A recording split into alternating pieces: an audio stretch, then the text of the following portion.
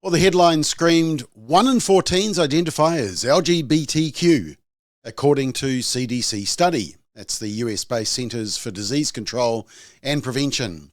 But is the statistic accurate? And what does it really mean? We check it out.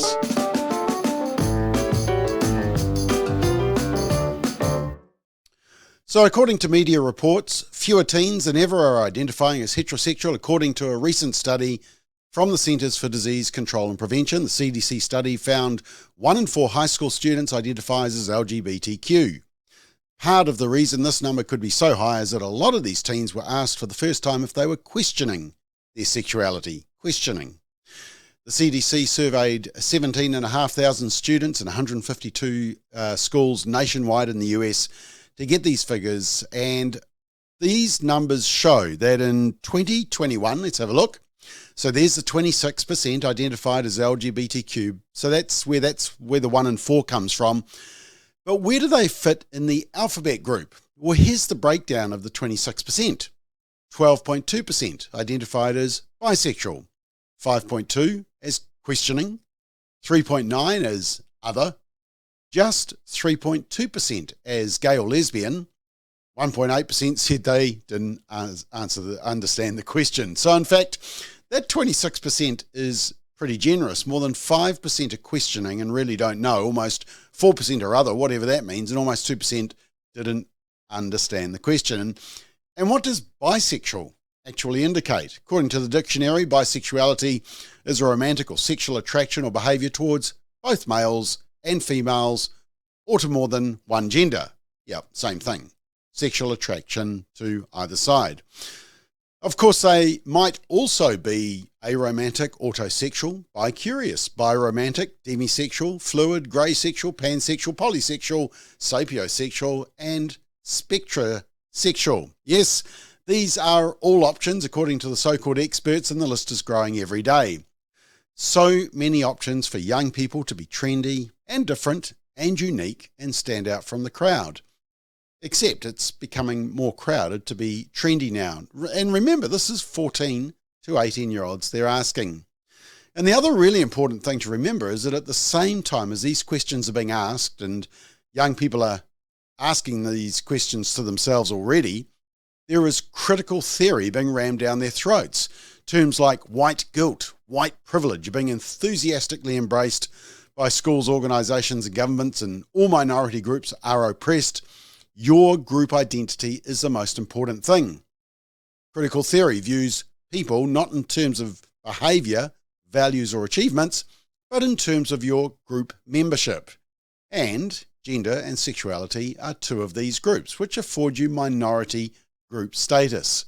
So to identify in the alphabet group of LGBTQIIA+++ immediately affords you minority group status.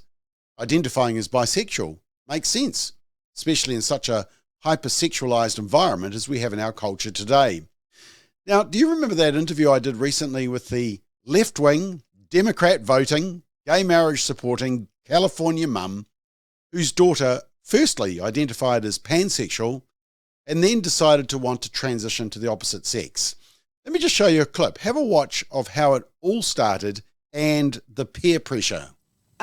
Well, it really started with comprehensive sex in 7th grade when my daughter was introduced to the genderbread man. Okay, so now just to clarify, 7th grade, just for New Zealanders, I think that's about 11 or 12 years old? Yeah, she was 11 at the time. Okay, 11, yep.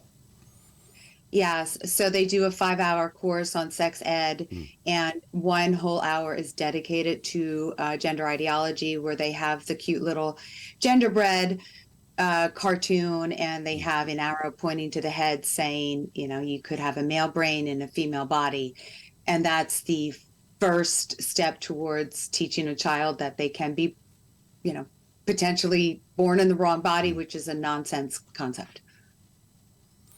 Okay, and what was the result of those lessons? I mean, most kids sort of laugh through them and sort of think there's nothing to them. What was your daughter's response? Well, for young girls, they actually start listening to it because this is the time of their lives where they're starting puberty Mm, and where they're learning friendship groups and they want to be kind. They want to be inclusive. They're taught this, mm, and so all of her friends, five of them, came over to my house on that Friday after the lesson and all said that they were something on the LGBTQ alphabet. Every single one of them. And that was the first entry point for me to say, what the heck are they learning at school?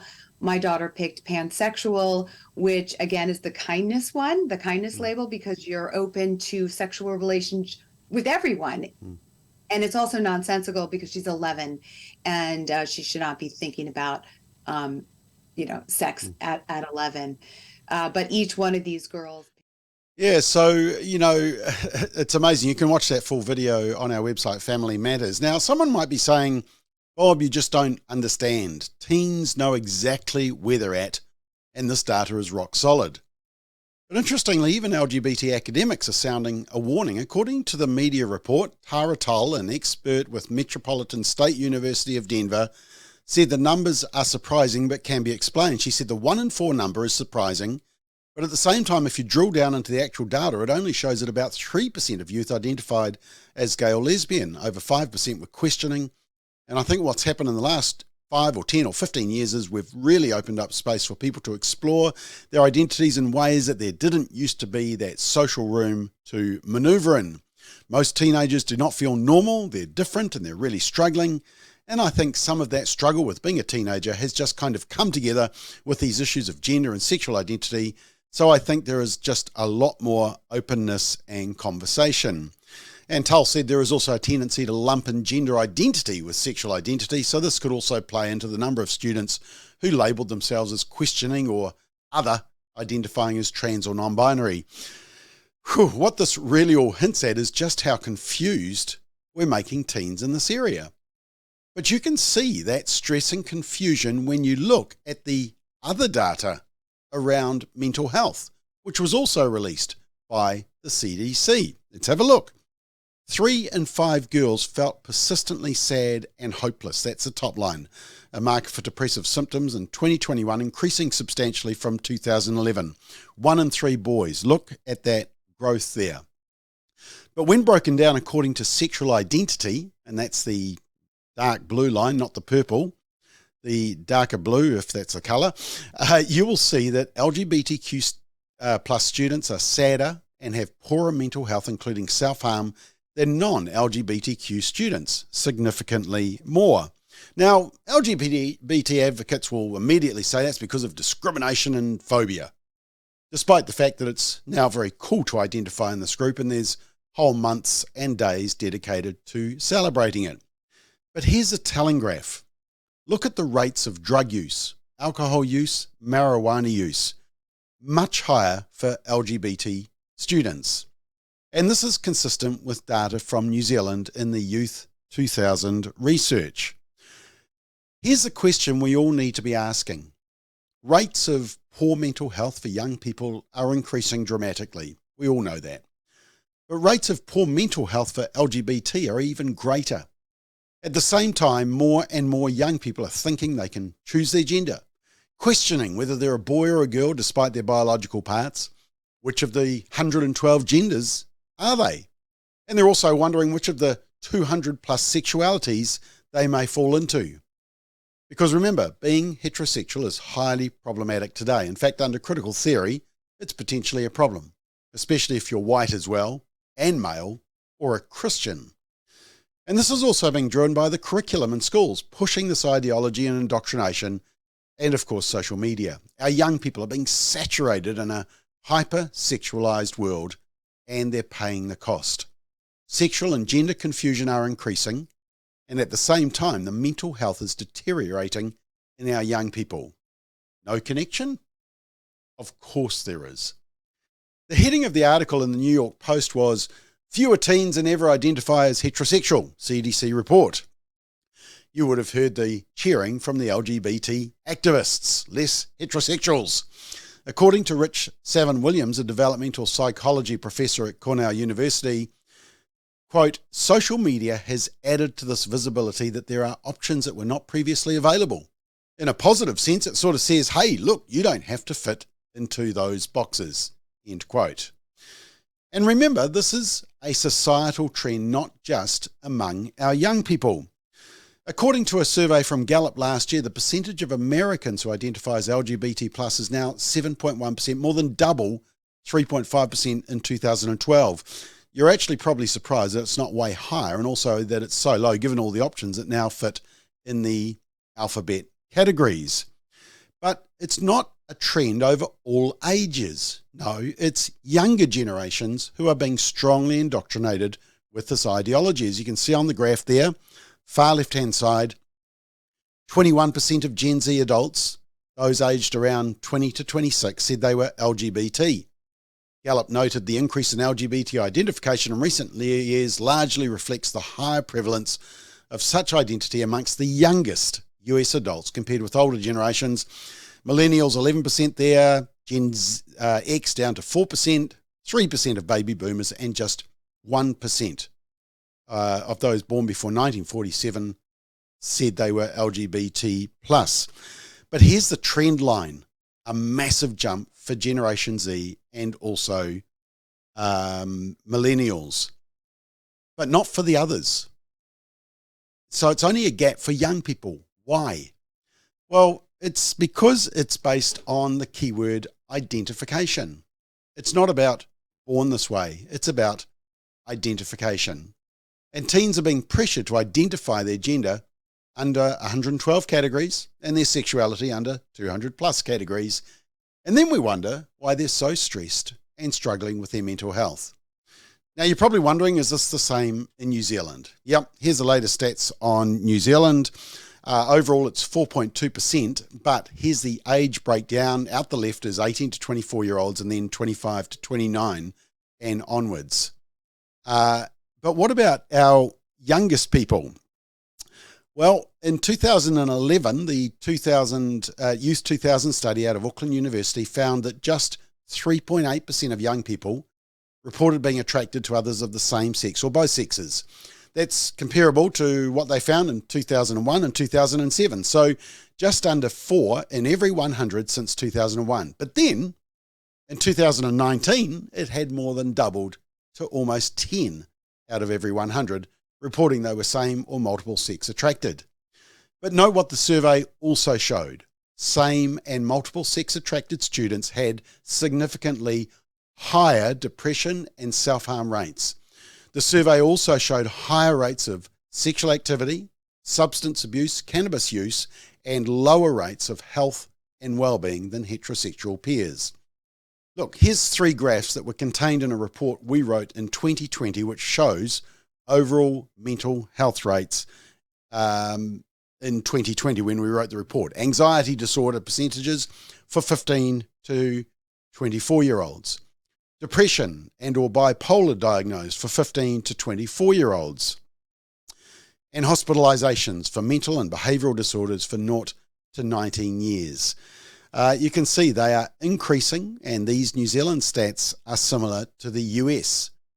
Here's the other line that's increasing. It's the US stat, but it's similar to New Zealand's identification of LGBT. You know, I go back to my original statement. Sexual and gender confusion are increasing. And at the same time, the mental health is deteriorating in our young people. It's time we spoke the truth about biology and about the biblical standard for sex, for the sake of our young people. Now, this has been a pretty heavy topic, so let's finish with some humour from US comedian Bill Maher, who actually asks some interesting questions. And let me show you just a couple of clips to wrap up this episode. Something about the human race is changing at a previously unprecedented rate. We have to at least discuss it. Broken down over time, the LGBT population of America seems to be roughly doubling every generation. According to a recent Gallup poll, less than 1% of Americans born before 1946, that's Joe Biden's generation, identify that way. 2.6% of boomers do, 4.2% of Gen X, 10.5% of millennials, and 20.8% of Gen Z. Which means if we follow this trajectory, we will all be gay in 2054.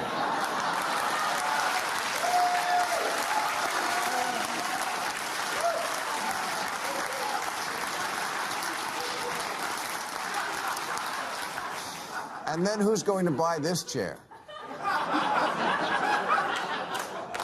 I'm just saying that when things change this much, this fast, people are allowed to ask, what's up with that? All the babies are in the wrong bodies? Was there a mix-up at the plant, like with Captain Crunch's Oops, All Berries?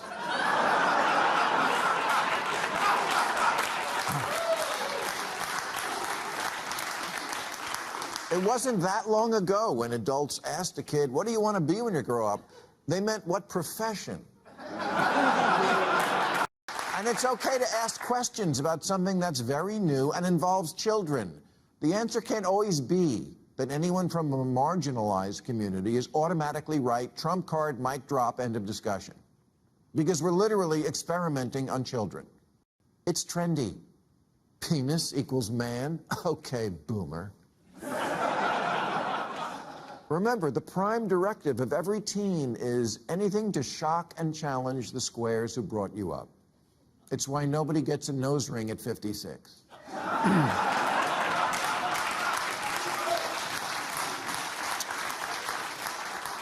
And if you haven't noticed that with kids, doing something for the likes is more important than their own genitals, you haven't been paying attention.